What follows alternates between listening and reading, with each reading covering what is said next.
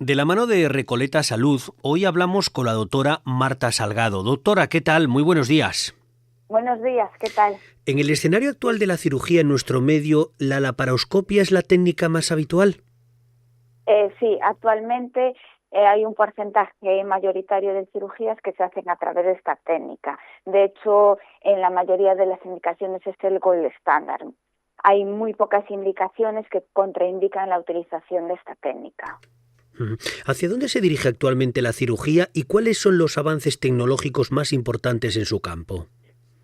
Pues ahora, sobre todo, lo más importante es el paso de la laparoscopia a la cirugía robótica, que sí que es verdad que para el paciente la cirugía laparoscópica ya era mínimamente invasiva y el robot mantiene esto, pero luego a favor del cirujano consta que técnicamente facilita mucho movimientos, ergonomía, entonces eso hace que las cirugías sean mucho más regladas y posibilitan mucho más que sean más complejas y mejor realizadas.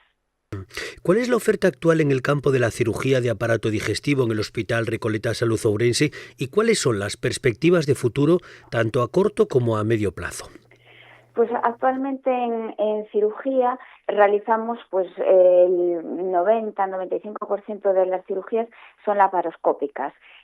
Hacemos cirugía de alto nivel y ahora sí que tenemos la suerte con Recoletas, con el Hospital Nuevo que van a realizar, de incorporarnos un robot, un Da Vinci, con lo cual eso nos va a ayudar muchísimo a dar el paso a la cirugía robótica, que creemos que va a ser la excelencia y ya no casi el futuro, sino estamos casi en el presente de la cirugía. Doctora Marta Salgado, muchas gracias por acompañarnos en la cadena COPE. Buena jornada. Gracias, hasta luego.